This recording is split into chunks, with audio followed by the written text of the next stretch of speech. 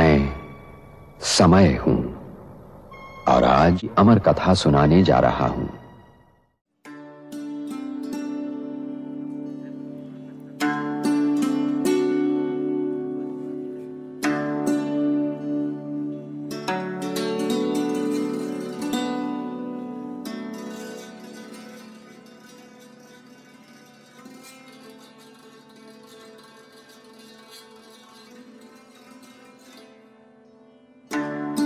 महाराज, आज आप चिंतित प्रतीत हो रहे हैं।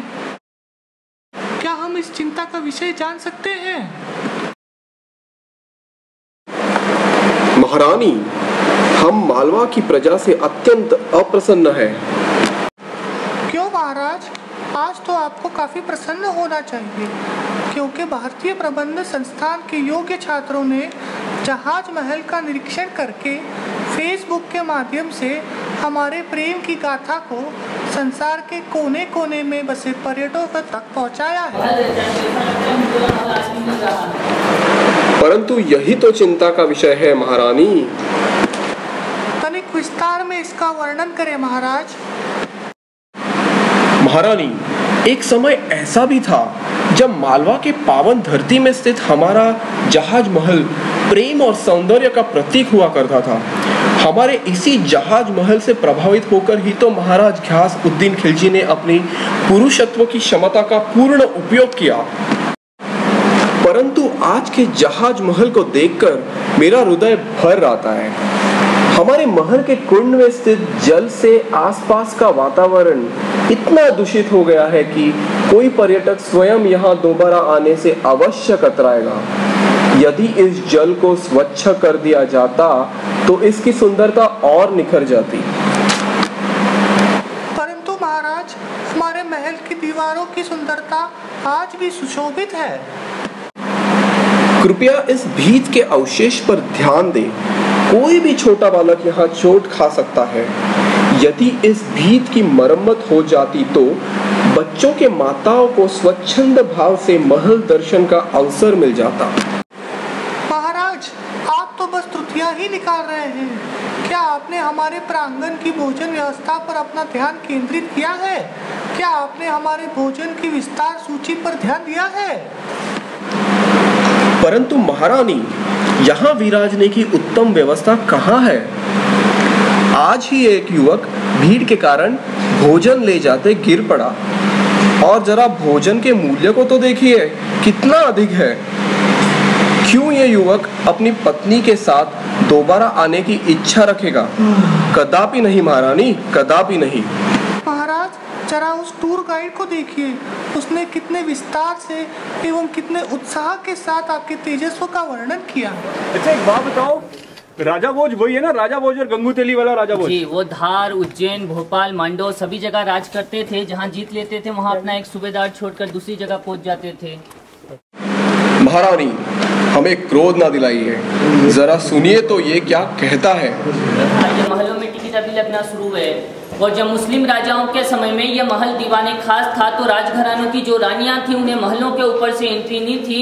एक महल से दूसरे महल में आने के लिए यहाँ 2 गुप्त रास्ते थे, इसे अभी बंद कर दिया है। ऊपर ये जो छत है, छत पे जो स्क्रीन है ये राजस्थान का है। यहाँ छोटे छोटे डायमंड यूज किया करते थे। नाइट के समय में रोशनी रहा करती थी, तो उस समय में काफी खूबसूरत रहा गया होगा। इसे अंग्रेजों के समय में निकाल कर ले। देखा आपने महारानी, ये टूर गाइड के पास हमारी तरह मुकुट नहीं है, इसलिए ये सबको टोपी पहना रहा है। यह अति आवश्यक है कि शासन के होते कोई भी गाइड किसी भी पर्यटक को गुमराह ना करे। महाराज, आपकी वाणी सत्य तो है, पर क्या आपने हमारे महल के द्वार पर लगी दुकानों पर ध्यान दिया है? जरा देखिए उस नींबू पानी वाले की ओर। वो कितनी चतुराई और परिपक्वता के साथ अपना व्यापार चला रहा है। कैसी चतुराई और परिपक्वता महारानी? वहाँ सफाई नहीं है, पर्यटकों को आकर्षित करने का प्रयास भी नहीं है। जरा आप इस चलचित्र पर गौर करें। बंदर देखा, हाथी देखा, बारहसिंघा और चीतल देखा, मोगली के जंगलों में शेर खान को देखा। पचमढ़ी सतपुरा का अजूबा, भोपाल लेक में सूरज डूबा, मंडू का जहाज महल और मार्बल का पहाड़ देखा, महाकाल मंदिर में पूजा, फोटो खींचा जाके ओरछा, ग्वालियर के किले में भटका, खजुराहो ने दे दिया झटका।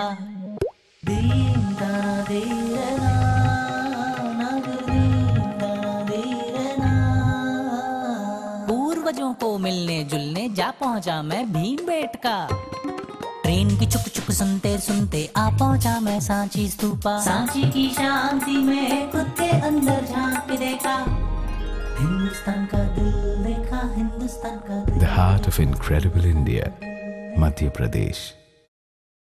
तो आपने क्या तय किया है महाराज? हम सोच रहे हैं कि ये ईपीजीपी के युवकों का उपयोग करें।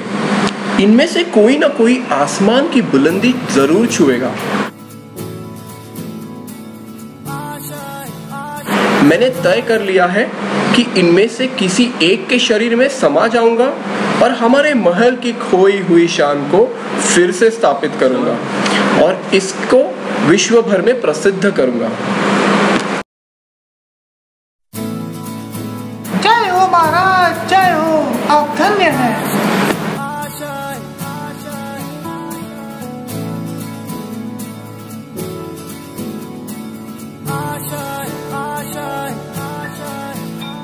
कुछ पाने की हो आस आस, कोई अरमा हो जो खास खास आशाएं, हर कोशिश में हो बार बार, करे दरियाओं को आर पार आशाएं,